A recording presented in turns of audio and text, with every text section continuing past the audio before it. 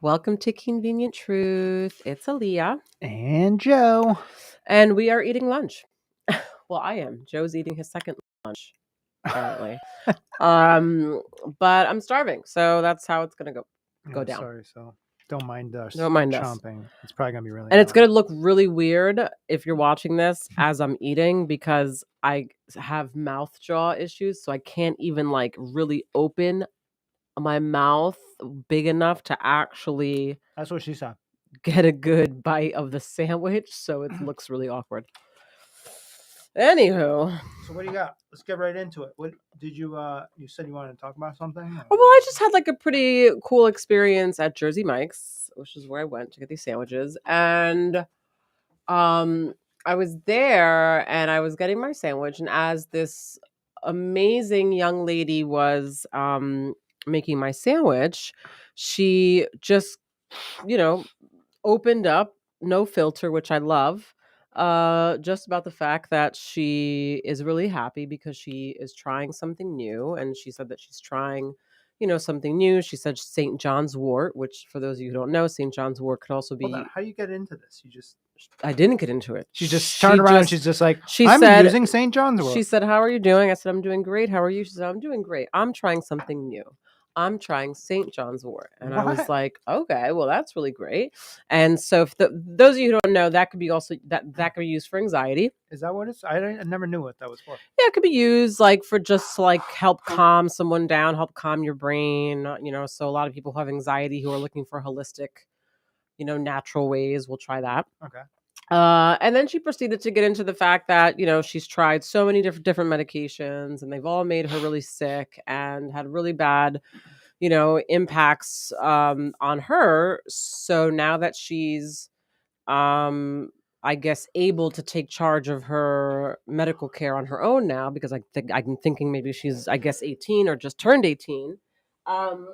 Sorry, that she's choosing to no longer take those medications and she's going to go a different route.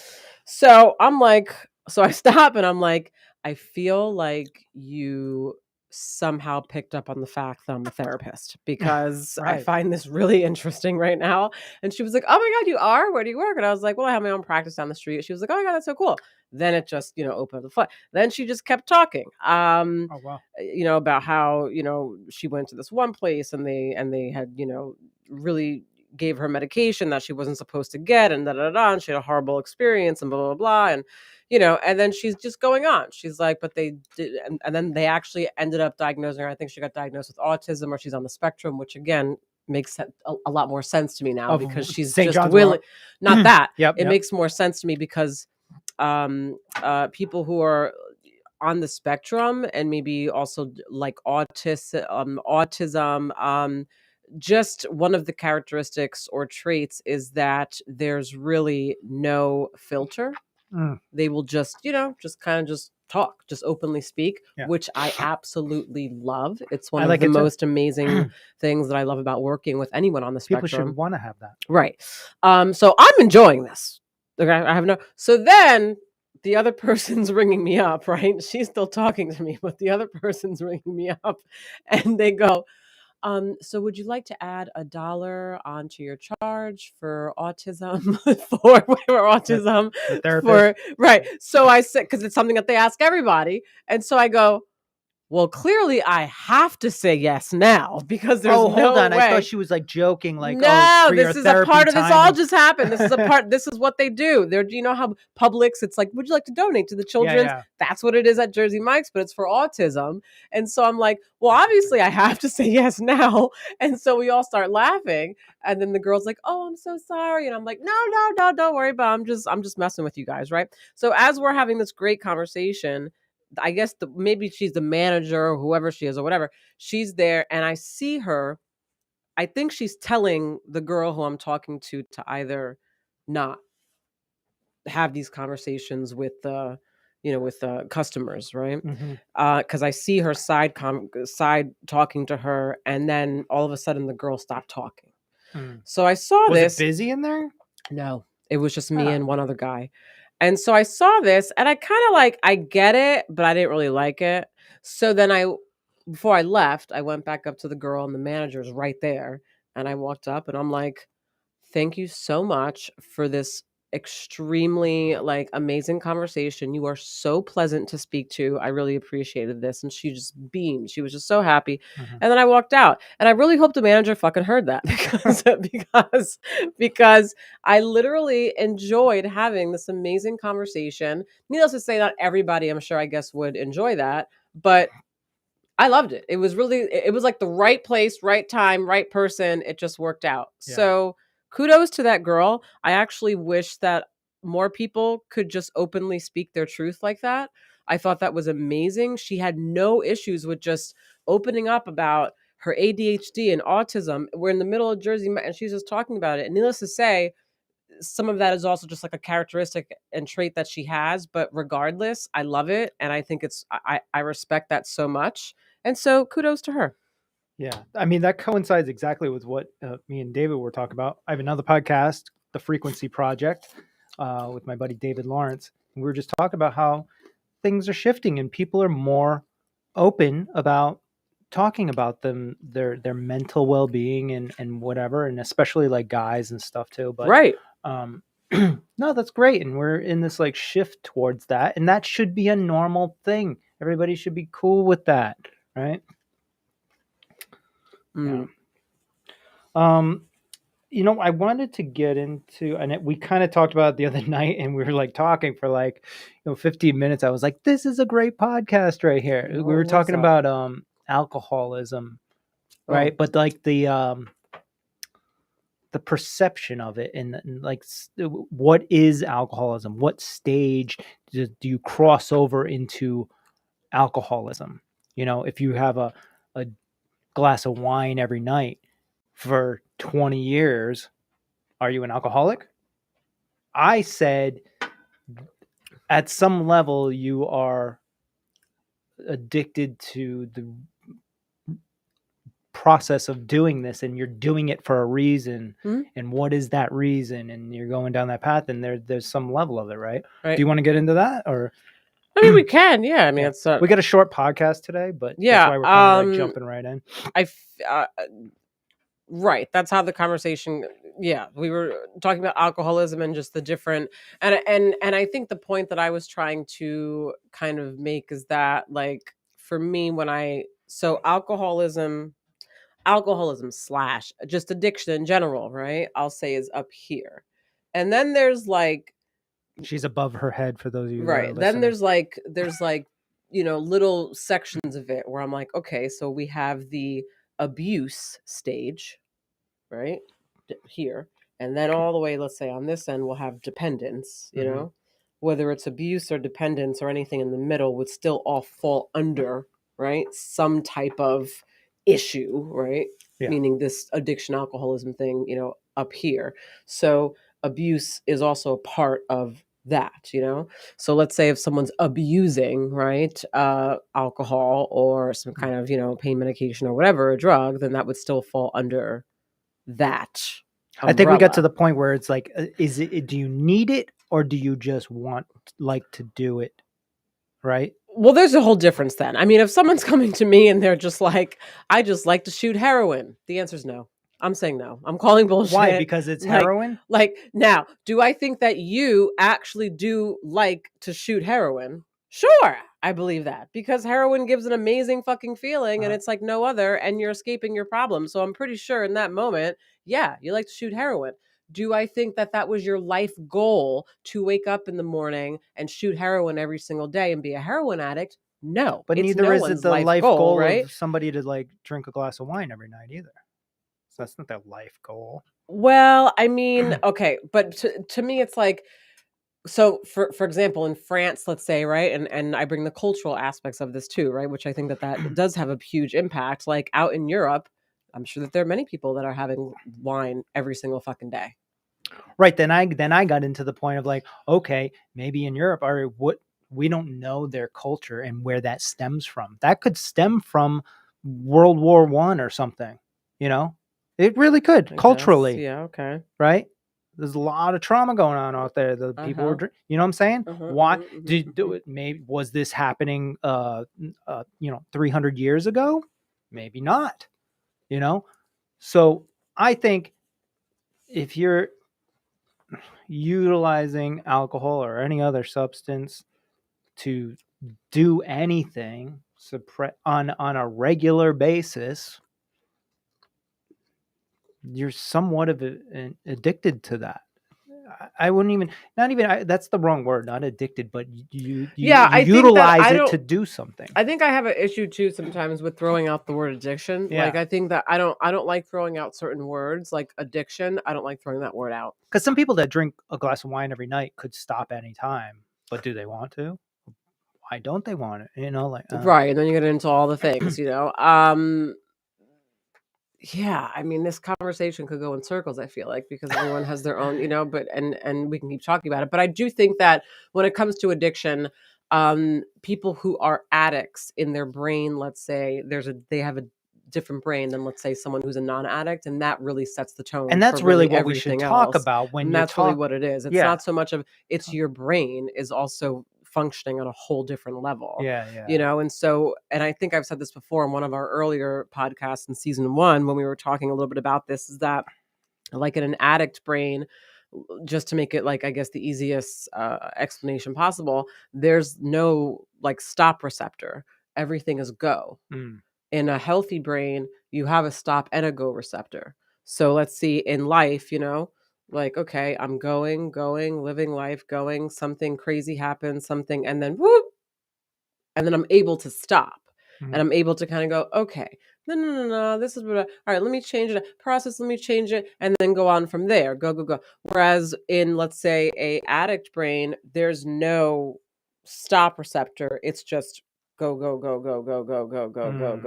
go. Now I want to be clear that go doesn't necessarily have to look like you're continuing to just, you know, go with drugs, right? It could or Could be go anything. with alcohol, right? Could be It's because sex it's or behavioral, right? yeah. There's a huge behavioral aspect of this too. So it could be, you know, getting tattoos or this or relationships or you know, like there's no stop. It's just full force. Mm. Yeah. So they have to like create a receptor that doesn't even really fucking exist, basically, which is why one of the reasons why I would say getting sober is really difficult, you know, like, and not getting sober, but I think maintaining sobriety is difficult because you have to create something that doesn't exist that your brain's not even used to, you Right. know? And certain people that like certain people can maybe get addicted to alcohol, but then realize what they've done and then take a break for a Mhm, while, and then they can occasionally go back and forth and mhm, not have a problem. But mhm. with this addictive brain you're talking about, that type of person, they literally cannot go back, or they're just gonna go on that same road again. It's like there's no So dabbling, right? right. And so I think that's also kind of like another reason why from working in the field of addiction for so long, I kind of have different perspectives on it now in terms of addiction and why I don't use that word for everyone who may have some issue or problem with something. Mhm. I don't know, man. I've just seen so many things. I've seen people who, you know, at for certain points of their life were heavily addicted to crack, like heavily. Okay. Mhm. Like, and you know, years and years and years later, or whatever, they go get help, they maintain complete abstinence and maintain sobriety. They change their life the whole nine. And then later on in life, they end up like, I don't know, smoking weed here and there, or maybe picking up drinking here and there.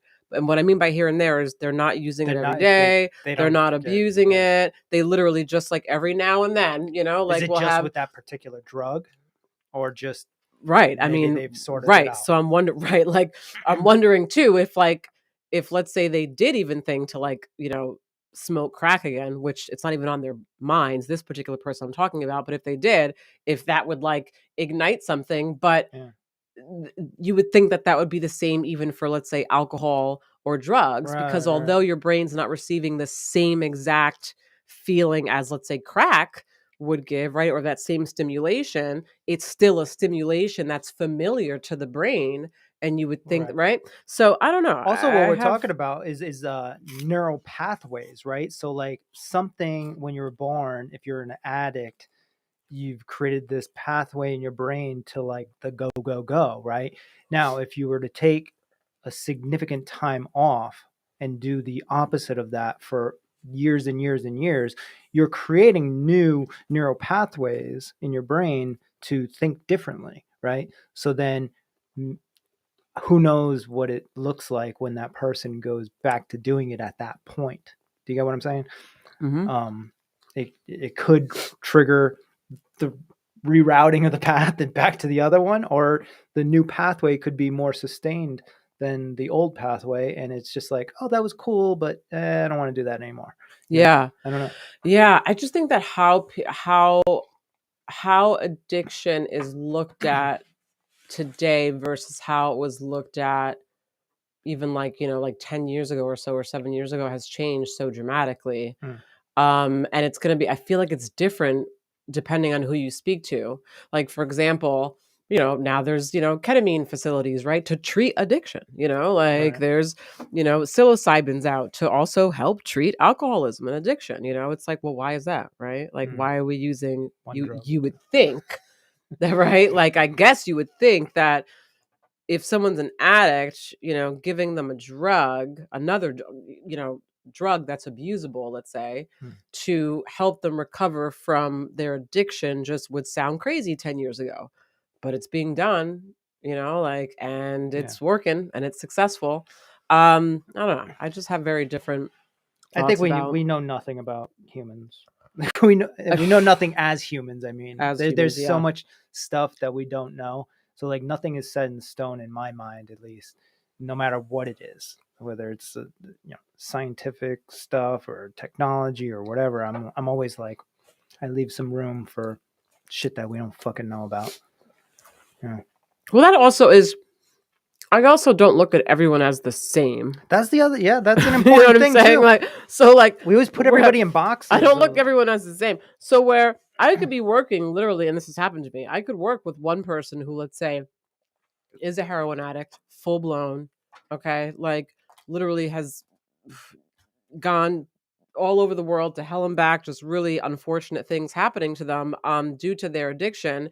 And what I tell them and the things that I suggest and what I say could sound very different from, let's say, somebody who I'm working with who, I don't know, may have, let's say, another addiction to some other drug, but I don't know, but there's something, maybe their thought process is different, like their brain is different, the way what they like and the way they think and everything's just different. And so maybe my approach with that person's going to be different, and maybe I'm like, you know what?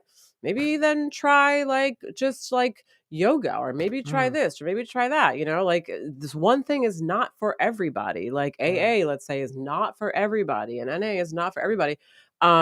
Once upon a time, I did think that when it came to addiction, because that was the world that I was in so heavily, in terms of the rigidity of, nope, you're an addict, you do this, and da da da da da da da. Whereas now I'm not really like so much like that. I mean, this should be across the board with any kind of health thing, whether it's mental or physical, individual like focus, because everybody is completely different. Like there was a time where, doctors and scientists, they all believed that, you stay in an ice bath that is at 30 degrees for more than like 5 minutes and you're going to catch hypothermia and die. Right. But then a person like Wim Hof comes around and completely proves them wrong and blows the whole scientific community upside down. And now you got everybody on Instagram and YouTube doing like ice plunges for freaking like 20 minutes or whatever. And they're perfectly fine. In fact, they're better Who else than is they doing were 20 before. minutes? Who's doing 20 minutes? Yeah, I think you're the only one I know. No, most people, you're right. Well, a lot of people are only doing it for like 2-3 minutes, but I think that they're just doing it for more often. Yeah. Like every day or something, or every other day. Which I want to soon be doing, by the way. Aaliyah's so I want to get that. She keeps sending me like all these like projects and shit, like project notes of like, hey, look at this guy. He's like building this like shed in the back. Well, with because his, in like, my mind, there's there's no reason why it is that we don't have an ice bath like at our own house. There's no reason why we can't have that. We could literally either one go to Home Depot and get that huge thing, which a lot of people are doing, and so Mhm. I just have it, keep it outside. We can build a little like shed, a cute little shed where we can keep things, and that could be like our ice bath house, right? We have the land to do that. We have, like we can easily do that, or we can just literally split it and get that damn ice bath that I showed you that looked really great, that even a Wim Hof instructor uses that same one, and he swears by it.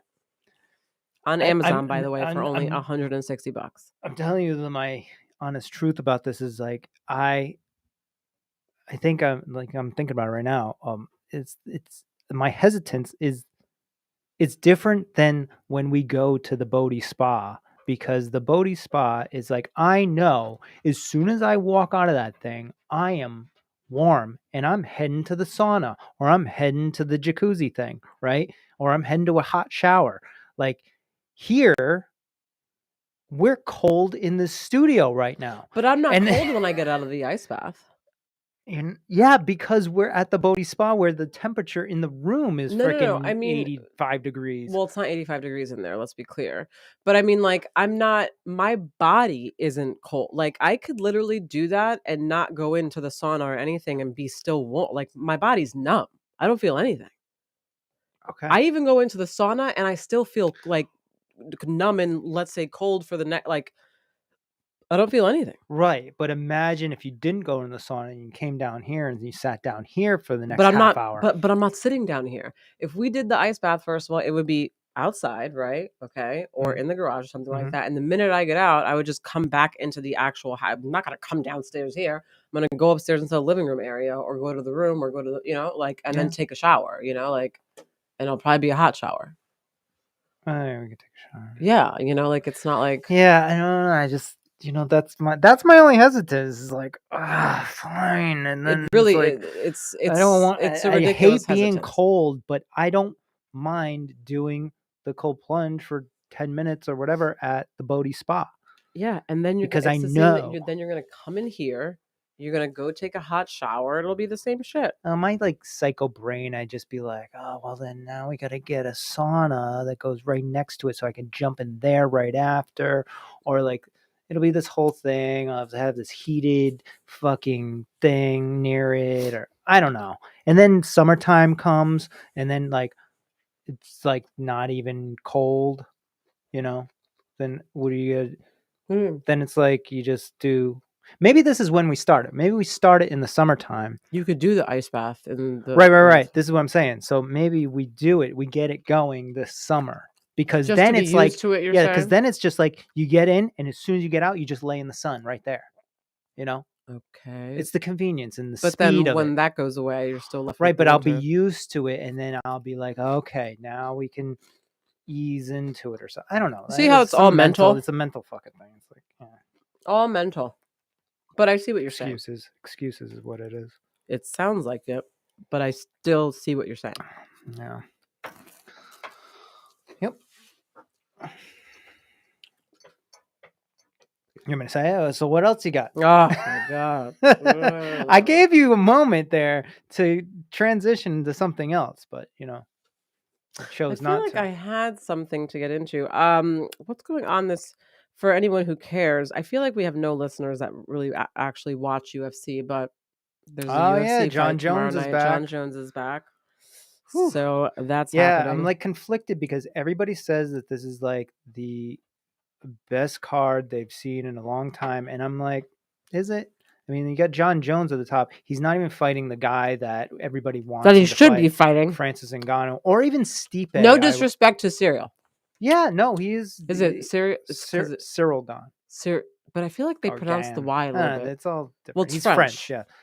But no, he just hasn't been around long. He doesn't have a following. I mean, he's definitely not somebody to be fucked with for sure. But no. I mean, John Jones is another. I just feel like it's crazier that you've only been doing MMA in this for 3 years, and you're fighting someone like John Jones at the highest level, who's been doing it since he was born. It's like wild to me, but whatever. I mean, he earned it, I guess. But who knows? You never know. I mean, but let's be clear: if Francis Ngannou did not leave, he'd be fighting Francis, not Cyril. Just to be clear. Right, and that would be a like. Then I don't even give a fuck what the Rest of the co-main event. card I don't look give a like. shit. Like I'm getting it for that one fight, you know. But this is I'm like, all right, I want to see John Jones, but I don't really I care. still think we should get, because okay, first of all, if Joe Rogan is saying that this is probably one of the best cards, Yeah. then we need to listen to Joe. Well, I know that the prelims are actually seem a better lineup than the main card, but all right, well, we'll feel it out tomorrow. Yeah. Um Also, I did want to kind of get into, did anything pop up from our amazing couples therapy session with our amazing therapist Nancy? All right. What came out of that? So I know a lot did, because I had Well, more revelations during that session. what came up is Oh, defensiveness or for me, no, for me, what I took from that actual, well, I took a lot from that, but for me, what I took from that, and okay, so there are so many times I can think of, right? When, let's say, even when I'm doing therapy with somebody else, right? Like I'll ask them and talk to them, and I'm like, okay, like, have you worked on this issue, whatever? Have you been working on it, you know? And people are like, oh, absolutely, da da da, da, right? And I can tell the difference between someone who's actually worked on something versus someone who hasn't. Mhm. What happens though is that we have to consider and not forget that because we are constantly evolving and constantly changing, although I may have worked on something years ago Mm. and still, let's say, am conscious about it and am aware of it and still want to make sure that I'm working on it even in my present life, that doesn't mean that I'm, it doesn't mean that there's still things that can be coming out that I That don't stem see, that stem from what I from was that. working on in that. Does that make sense? Does that mean would that mean that you hadn't fully gone through the process at No, the so time, what I'm or right, so the point I'm trying to okay? make is I don't think it's that someone hasn't really gone through the process, as I think it also has to do a lot with life changes and you change as a person. Mm. So because you're constantly evolving, things may not look the same that they did once upon a time. So for example, I'm codependent. I already know that.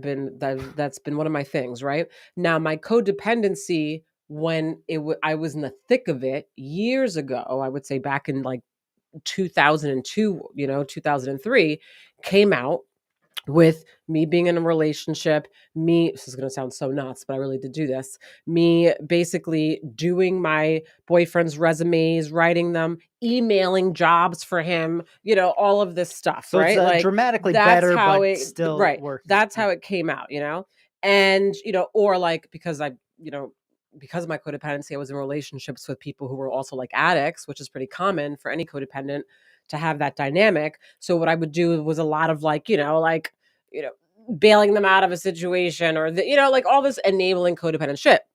So I did a lot of work on that, right? And then I got to a point in my life where my boundaries were so crazy, like, phew, Yeah. like the answer is no, Mhm. like all the time, right? And that's kind of where I've been living in terms of like really like boundary driven wise. So not that I forgot that I was codependent, but I just haven't seen the codependency come out because my mind is still going towards all of those really dramatic ways that it came out before. So it's not as like extreme now, So but much it's so that I still couldn't, right, like that I right. haven't been able to see it, right? You only But see it I when see it's it when like it's the dramatic, dramatic right? thing. Okay, So yeah. it wasn't until the couples session that we had when we were talking, and oh man, what was going on that I was like, oh my god, it's my codependency, and I didn't even realize that. Oh fuck, Aaliyah, don't forget this. We were in session. What were we talking about? It had to do definitely with oh, me feeling in our dynamic in our relationship, in terms of like, I guess, who has the Uh-huh. most say in the dynamic or in what we do or in our life. I always felt that it was you, Mhm. because in our life it's always been all the furniture is yours and all this is yours and da da Mhm. da da. And then it was like, like you always have the last say with like what we do with soul and blah blah blah. And I just always kind of in my mind attach that to like, oh, well, like when before years ago, it was because, well, you also made way more money than I did. And so I was Mm. like, okay, he makes more money than me. So whatever, like he can have the last word or whatever. So And you've made it makes sense. justifications So I made for these it. justifications when in reality, as we were in that session going through all these things and going through, it ended up with me kind of having this like revelation of, oh my God. So I've actually been putting myself on some level and what I like and what I want Mm, really kind of back here. I wouldn't say it's totally back here, mm. but I would say, and so for people who are codependent, you guys, just so that you know, people who are Not everybody can codependent, see either. yeah. People are So listening. people who are codependent, if you're watching, live life like this. So I'm holding up one hand and I have another hand behind that one hand, but anyway, I can't explain this, but so it's like this if you're watching. So where you're back here, okay, and everybody else is in front of you. Everybody else's beliefs, their wants, their feelings, their thoughts, their time, everything is more important than yours. That's what like stereotypical codependent would look like. So I would say at this point in my life, what I've been doing without realizing it because it hasn't been this dramatic is this. I'm going to switch ways that people can see. Rather than me be here, I think I've been like here. She's showing that she's getting closer to those people that are making the decisions. So that I can eventually be in front, right? Well, So I mean, do you want to be in front or you just want no, to you always be want to be in front. You so always want to but be in all front. those people that you're holding up your hands, Yeah. those people want to be in front too. No. In their own life, they should be. In their own life. What do you mean? So like in my own life, Mm. right? As my own person, I should be living life or I need to be living life like this, where in my own life, I'm the most important person. My time, my feelings, Yeah. my thoughts, my everything is the most important. Then Putting yourself comes first. right. Then comes everybody else's stuff, right? Now Okay. where does like oh sorry, Hold on, I'm not done yet. So basically, I do believe that in my life I am like this. But in our relationship Mhm. between you and I, which is where my codependency typically comes out, is only in romantic relationships. You've taken a step back. I have been doing probably this. So I'm not so much here and I should be here, but I'm like here. So for example, with like the furniture, I made the example where I'm like, like, oh, like the record player, like I love that style. I love vintage styles. Well, the house that we live in, that your idea, not really mine. You wanted this house. I had other houses that I would send to you and you didn't, like all these things that I would take the back burner on. And now I'm realizing that me taking the back burner in those moments was my codependency. And so I'm trying to now that I have insight into that and I'm aware of that, now I'm like, okay, no, I'm going to use my voice more in these moments and say, like, no, this is not what I like. How can we find a middle ground and what the, Yeah, we should I and want to what's the always talk balance about those things. versus me just going, okay, Joe, wants to. And again, there's nothing bad with your ultimate decisions, and that's why I also fall in line with it because I'm like, well, it's a great house, like, or like, Right, that's what I was gonna oh, say. it's a great, But this. maybe it's like also like, really better understanding yourself when it comes to whatever those topics are too. Like maybe all right, you like the vintage, right? But like if I got you a new record player that was not blue and red and like that one that you had and it like didn't go with anything, but it was vintage and it was nice, that you would like it. You would like it, but like you're not Yeah, it doesn't have to be that thing. I would like it, but it's not my yeah, but for me it's not my ideal. Like for example, I don't know if you know this about me, but my ideal kitchen or my ideal like space, if it was just me living on my own, my kitchen would literally probably look like a more modern version of like a 1960s, 50s thing going on. That Mm, would be my typical kitchen if it was just me. Not saying that I don't like the newer stuff, mm, right? And like the stuff that I'm not saying that I don't like that stuff. I like it. But if it were up to me completely, mm. that would be more my thing. I'm just saying there's different types of vintage. Like that record player that you had, I wouldn't even consider that vintage. And no antique Well, place is like, oh my it's god, that's not like vintage. it's like a $30 thing. You Right, know? exactly. But that's kind of what makes it also like, I mean, like it's old. You know, the style of it is also came from like more of the 1950s kind of style, which again, But it was probably I made in like like. 95. Yeah, probably you're right about that. You But know I what I'm do saying? like the Like, it's not style. real, It doesn't matter if it's real real or vintage. not. I like the style. Why are you trying to like challenge what I like? Like I'm telling you what I like. It doesn't matter if it's something that actually came from the 50s or not. I still like the style. That's my like. See what I'm saying? Yeah. How we're getting into this thing, and here you go. You're trying to like change my mind on it, and Well, I'm like, because I don't like. I think this is the conflict. Quality is where we come into conflict with this, I think, because I also don't mind vintage. If it's actual vintage, high quality, not fugazi vintage. Okay, so how about this? I'm gonna change the word vintage, and I just like the style of the old 1950s style. I like. So for me, it doesn't matter if it fucking was made in the 1950s. And I that's like the style. okay. I'm just letting you know right now, even though I appreciate this and understand where we're moving next, and you're going to have good opinions on things. I'm still going to combat you on the quality of it. Yeah, that's fine. I mean, the Okay. quality is fine. I'm just telling you that style wise. See, our balance would be that we find something style wise that I like. Mhm. That's That has quality. There we Right. go. I'm fine with that. Yes. And you, yes. And that's what I've always been trying to do with you, actually. Believe it or not, everything that you're talking about, I've always tried to push you and nudge you into it. But then you just kind of like, it's like, it seems maybe at that time, it's like too much for you to like look into or figure out or actually have the conversation with me about it, that you're just like, whatever, Joe, the decision that he makes will be good enough and I'll be fine with it. So And I don't really like that. I just had this thought too. So I've just realized I do not like to look into things or research things unless it's something that I'm choosing to do on my own time. Right. So if you're telling me now, okay, Leah, then go research XYZ, and it Then wasn't I'm telling something you to that's in my mind that I want to do in that moment, Mhm. I'm not doing it.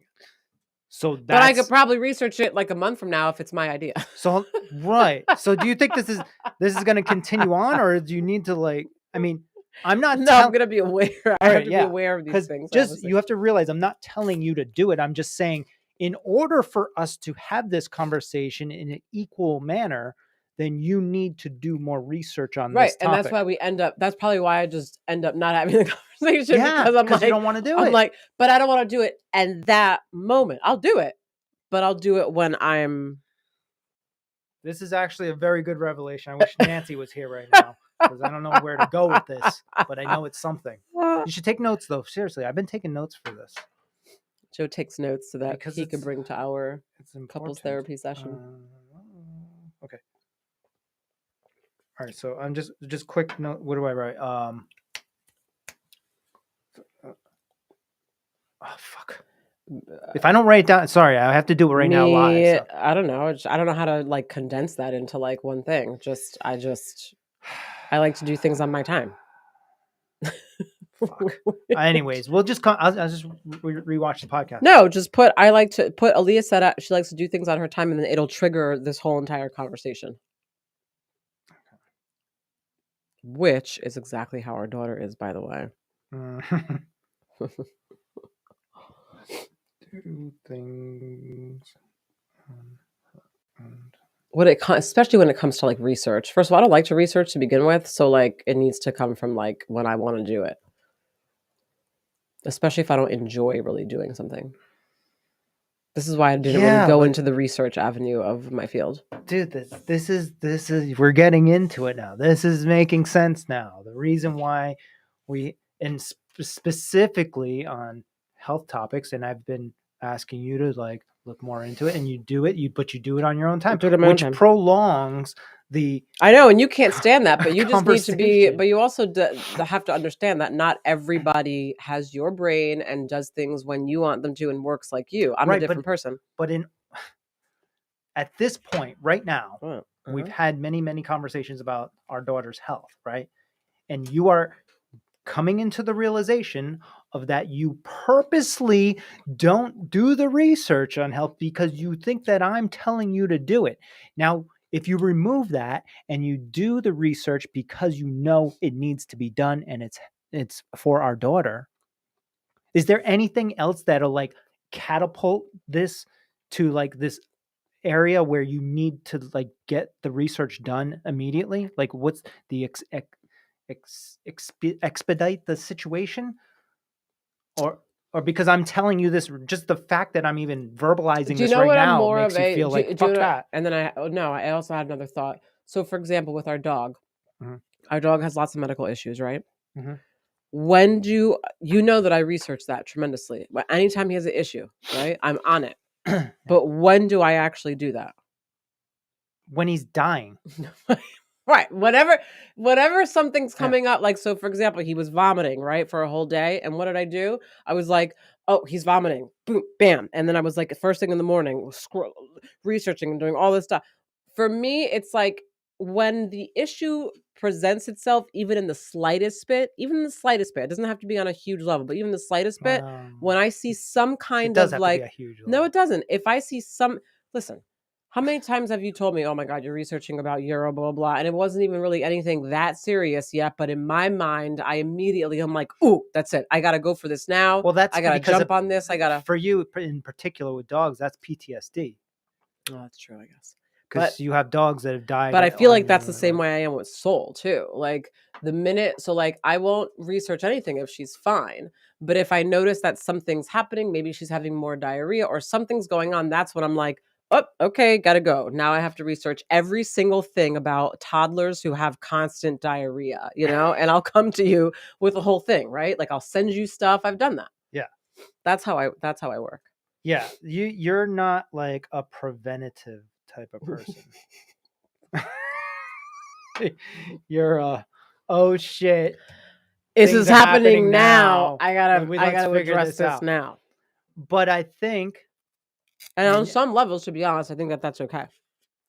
some levels, yeah. I mean, some stuff that like you obviously shit's Like for example, gonna I'm hit the not going to fan. research cancer because in my mind, there's no point of researching cancer in myself right now because it's not really right. But if Well, someone actually, if it's something that's going on that's relevant in my life, whether it be for me or let's say a friend, right? I have a best friend who has cancer, that's when I am like all in it. I go by like statistics. I mean, right now, like the odds of getting cancer are like 1 in 5. I So understand, but like, like I'm just saying, I'm using that as an example. For me, right. I'm very like, if it's not in my world, I'm not hearing about it. Nothing. Everything seems to be okay. But Then I'm this is not. how you've gotten yourself into trouble, though, health wise at least, and probably in other areas, because like you wait until your body's completely inflamed to really start, you know, doing the detoxes and whatever. Like, but until that moment, you're just slurping down the wines or whatever and the foods and shit that you shouldn't be eating, but you do it anyways, and you're just waiting for that moment to happen again so that way you can dive back in. And it's like you're addicted to like the drama or There's that something that word it again. causes in your mind. There's There that is, word and addiction. listen, there is a level, we're trying to figure it out. There is a level of addiction in your mind somewhere, some shape or form, that prevents all this from just fluently happening on a regular basis. I wouldn't use the word addiction. Okay, well, whatever you want to use, but listen, it is still in the works here. But no, that was good. This is good. I'm glad that you're thinking about all this stuff now. I mean, there are certain things I think that, and I don't know how to say this to you because it's me basically telling you what to do. But when it comes to your health, when it comes to our daughter's health, when it comes to anybody's health, our dog, anybody, you should be doing research on a regular basis because it's constantly affecting us, even though it's not a dramatic thing Let's at say one moment. I could be. I could be doing. Yes, you could say that. I hate the word. You know how the wording drives me nuts. I'm not going to react because now I have insight into this, and so Right. I'm not going to react. But All right. So you don't believe that you should be? no, I don't like saying that word to myself. I definitely could be. I could do more. See, That I could do. you also don't. I don't think you put enough. I don't even know. And not pressure on yourself, but not enough. I put like, enough pressure yeah, on I myself. know. Like not enough. Like, what's the word? Urgency. Urgency. Yeah, on I certain think. things. See, it's funny because I actually think that you put too much urgency. But Nancy, who we're going to reference quite a bit, also mentioned in the session that we have two. She's like, you guys have two totally different ways of like addressing and handling like situations. Like the two of you are very, which we are. That I will say we're very different. Well, in my mind, that doesn't have to be like that. We can come to a middle ground of trying to. But in my mind, it's okay that it's like that. See, in my mind, it's okay that it's like that. But it's what's causing the tension on particular topics. But it's okay that we handle things differently because we're two different people, and so that's to be You're expected. right. I think it's just a matter of again learning how to communicate more, and then just come to a middle ground and just a middle resolution. Yeah, to be honest with you, I don't give a shit how things are done. Really, I don't give a shit about the process. I give a shit about the end goal and the timeline and the timing of that. If we hit the goal in the particular time that we talk about on any topic, I don't give a fuck if you did fucking backflips to get there and I fucking crawled on my knees. It doesn't fucking matter. You know what I can't wait for? What? This fucking Trump and the election needs to come back. Needs to hurry up and come back. No longer wants to talk about this. Without fucking Donald Trump, we literally all we do is talk about our fucking relationship, which I love, I enjoy. That's great. I'd rather do that. And I'm partially being, funny and joking when I say this, but you have to admit though, ever since Trump left the presidency and just went out, and now he got Biden. We literally all we've been talking about. He's so boring, Biden. we got nothing to talk about besides literally Trump was a distraction. Although we talk about like mental issues, particularly with Trump, and that's how we kind of got started, right? But like, why don't we talk about fucking Biden's mental incapacities? Like the guy can't even spit out a fucking sentence without. I don't know. I don't follow because he's not interesting enough for you. Yeah, like Trump is like a TV fucking show. Biden's like I was so entertained, literally like a grandpa on a back fucking porch. I really was entertained. So, well, he's coming back, so we should have more to talk about. Oh wait, and so it's right. So is Ron, right? Huh? DeSantis. What about it? He actually is now running. It's official or no?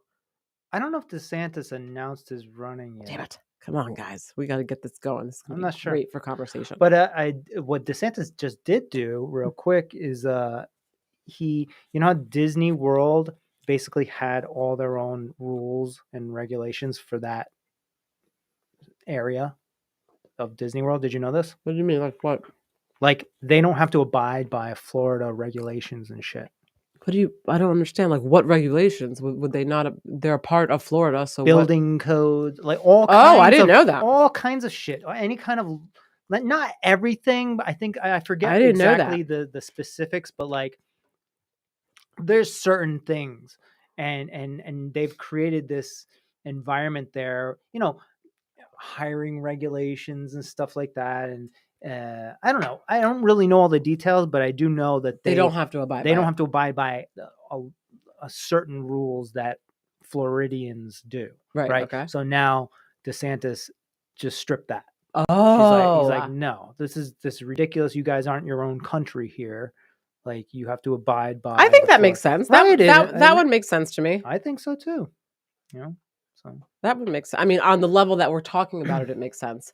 But a lot of times, there's sometimes always more to a situation that I don't really know yet. But we do have to get going in a minute. But I do want to talk real quick about the DeSantis fucking Trump like a Republican nomination can be extremely interesting, and we can have a whole podcast. Like after the first debate, it's going to be like on and popping. Yeah. Understand something, you guys. If you please understand, and this is just like to let you guys know now, if you do not want to hear about any of the shit that's going to go down when these two have to battle each other out, then that was not a good sales. I mean, I'm just fucking saying, like that's what promotion it's for this it's going to be a lot of podcast. talking. It's going to be a lot of talking about If it. you do want to hear about that, then fucking If tune you in. do want to hear about it, tune in. Mixed with lots of other things, obviously. We'll mix it Obviously. up and Well, I still, mean, we're gonna have to, still stay true to the convenient truth. we'll be ripping into DeSantis's mental, capabilities or I know. incapabilities. We're going to connect so many dots. Yeah, And like, really, DeSantis is really, it's like, I mean, because obviously, Trump, I connected Trump to Manson. I wonder who DeSantis will be connected to. I have no idea. I have no idea what's going to happen. I don't know. who knows? He's definitely not Manson. He's definitely not a Charles Manson. My only concern with DeSantis, as of right now, to me and my mind, DeSantis is like almost he's teetering on that like too good to be true type of person.